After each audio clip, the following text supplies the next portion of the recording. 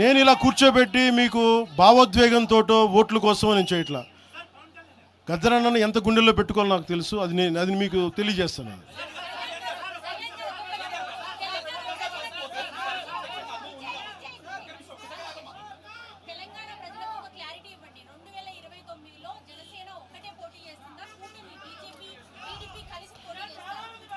నాకు ఫస్ట్ ఇది ఒక్కటమ్మా,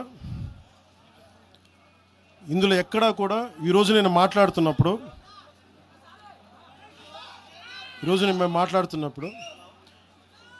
మొన్న బీజేపీ భారతీయ జనతా పార్టీ నాయకులు జీహెచ్ఎంసీ ఎన్నికల్లో మా వాళ్ళందరూ నామినేషన్ వేసిన తర్వాత కూడా నేను ఒక్క మాట మాట్లాడితే వెనక్కి తీసుకున్నాను.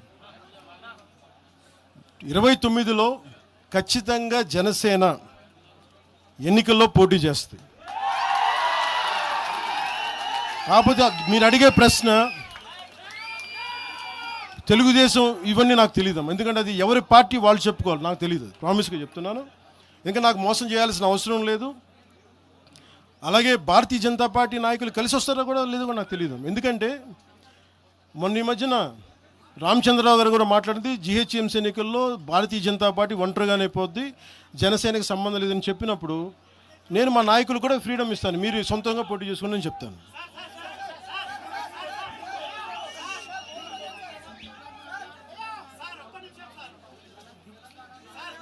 సార్ ఒకసారి దయచేసి ఒక సైలెన్స్ సార్. ఒక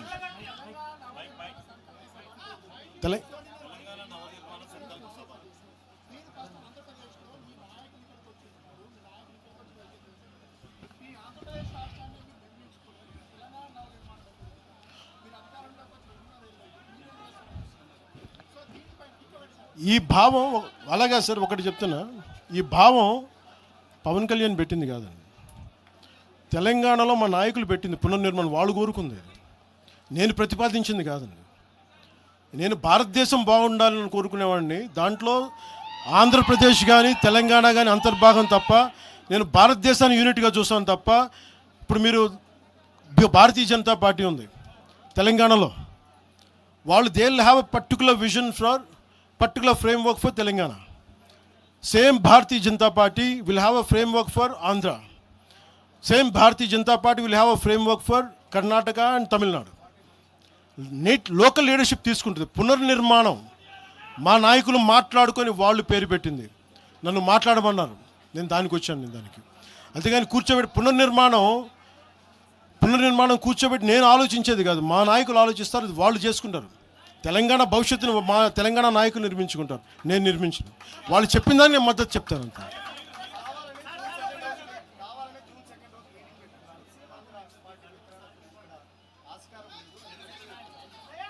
అప్పుడు మీరు భారతీయ జనతా పార్టీ ఏంటి, మీరు కూర్చోబెట్టి నార్త్ ఇండియన్ పార్టీ అంటారా? ఇప్పుడు ఇదే ఇలా మాట్లాడాలంటే మరి తెలంగాణ రాష్ట్ర సమితి నుంచి భారత రాష్ట్ర సమితి ఎందుకైందండి? అంటే ఒక భావం నాయకుడు లోపలికి వెళ్ళే కొద్దీ భారతదేశం తాలూకు ప్రాముఖ్యత తెలుస్తుంది. ఒకళ్ళు ఒక ప్రాంతానికి పరిమితం వాళ్ళు లేదు కదా. ఆ రోజు స్వాగతించాం కదా. నేనున్న మంగళగిరి పక్కనే గుంటూరులో బీఆర్ఎస్ కార్యాలయం ఉంటుంది. వాళ్ళకి ఏం చెప్తారు మీరు? భారతీయ జనతా పార్టీకి ఏం చెప్తారు? కాంగ్రెస్ పార్టీ అలాంటప్పుడు ఉత్తరాదిలో పుట్టిన పార్టీ, దక్షిణాదిలో ఏం పని మీరు అడగచ్చా? రూల్ అందరికీ అప్లై అవుతుంది కదా, నా ఒకడికైనా rule.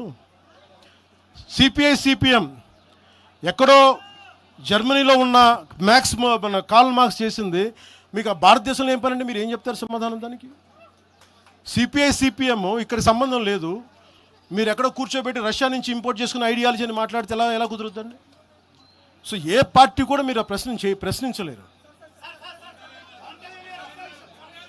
ఆల్గిట్ sir, national media will let me address it separately, sir. Let me address it separately. Just give me 15 minutes. I think sir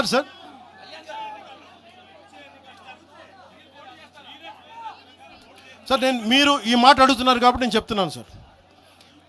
2014లో మల్కేజ్గిరిలో ఆ రోజు ఎన్డీఏ కూటమి అభ్యర్థిగా ఎంపీగా పోటీ చేసే అవకాశం నాకు ఉండింది. ఆ రోజున నేనేమనుకో